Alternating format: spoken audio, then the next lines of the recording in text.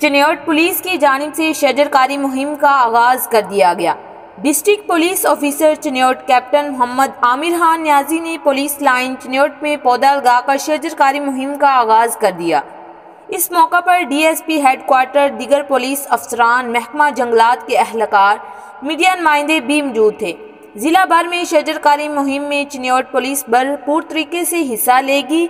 IG Punjab की हदायत पर मौसमी बहार में तमाम दफातर, थाना जात में नए पौधे लगाए जाएंगे। सर्कल डीएसपीज की जेर निगरानी तमाम थाना जात टारगेट के मुताबिक नए पौधे लगाएंगे। दरख्त लगाना सदका जारिया है। इस सदका जारिया में चिन्योट पुलिस का हर जवान अपना हिस्सा डालेगा। बाद अज़ां शजरकारी मुहिम के हवाले से आगाही वाक़ा इनेकाद किया गया। रिपोर्ट कैमरामैन गुलाम अब्बास के साथ मलिक जाफर अली, ब्यूरो चीफ, चिन्योट।